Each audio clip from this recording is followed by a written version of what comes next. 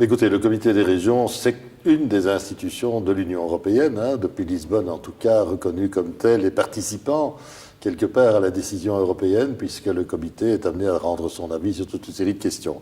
Contrairement au Parlement européen, il est composé d'élus qui sont au quotidien confrontés avec les problèmes dans leur mairie, dans leur région, dans leur circonscription, très proche du terrain, et donc il a une sensibilité assez différente d'ailleurs de celle du Parlement européen. J'ai d'ailleurs proposé à ce comité des régions de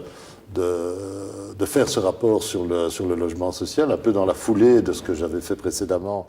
au Parlement européen lorsque j'y étais, pour remettre l'accent sur ce que nous considérons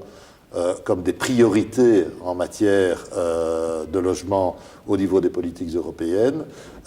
et en soumettant ces propositions à ces maires et ces représentants ou représentantes de régions qui, tous les jours, sont susceptibles d'avoir dans leur bureau des gens, des Européens, des citoyens, qui viennent leur expliquer comme il est difficile de trouver aujourd'hui en Europe un logement abordable et décent, parce que je pense que ce sont les deux conditions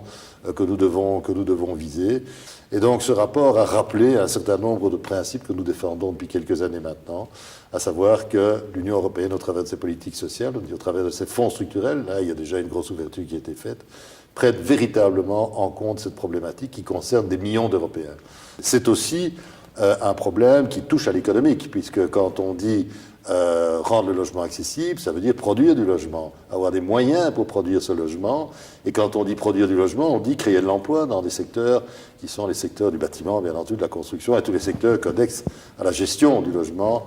et du logement social en particulier. Il a fallu passer d'ailleurs au moment de la réforme des fonds structurels pour la période 2007-2013, qui était la première période où on a pu prendre en compte le financement du logement social. On a dû passer par le prisme de l'environnement, puisque cette ouverture a été finalement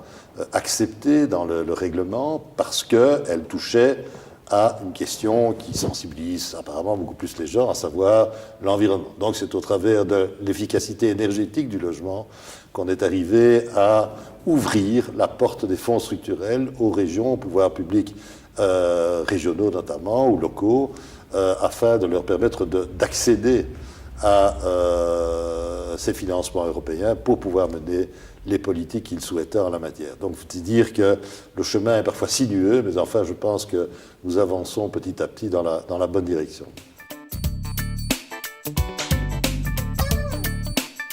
L'enjeu principal, c'est d'arriver à ce que l'Union européenne considère sous toutes ses facettes, dans toutes ses instances, en tout cas au travers des financements et des soutiens qu'elle peut apporter pas seulement aux États membres, mais aux régions et aux municipalités, que l'Union européenne arrive à considérer une fois pour toutes que les politiques du logement sur son territoire constituent une facette importante des politiques européennes. Les régions, les villes,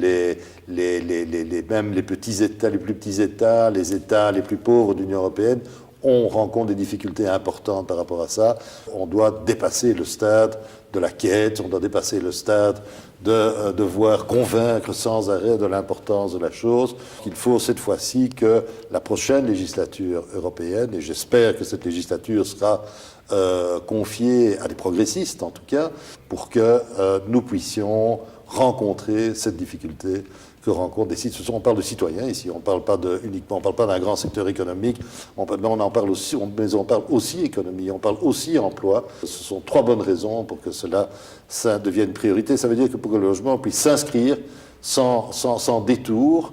et sans gêne dans les politiques européennes telles qu'elles existent et telles qu'elles vont se développer, je l'espère, dans les années à venir.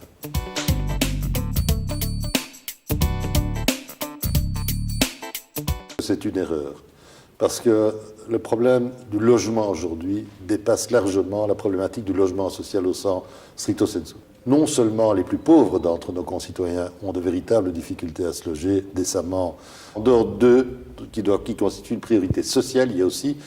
ces classes moyennes aujourd'hui connaissent des difficultés. Donc je pense que réduire la vision du logement, des politiques de logement, au logement social qui s'adresse aux plus pauvres est une erreur. La chose principale qu'il faut obtenir, c'est d'élargir cette vision du logement Le logement social est bien sûr la priorité des priorités en matière de politique de logement, c'est les plus pauvres, mais à côté de ça, il y a toutes les classes moyennes, tous ces jeunes, tous ces gens qui ont des emplois mal rémunérés, et Dieu sait qu'il y en a dans cette Europe, ou qui n'est pas encore sociale, et où l'harmonisation sociale n'existe toujours pas. Je pense dès lors qu'il faut suivre une définition plus large et plus souple, en tout cas, de ce que sont les politiques publiques en matière de logement. Celles-là doivent être soutenues.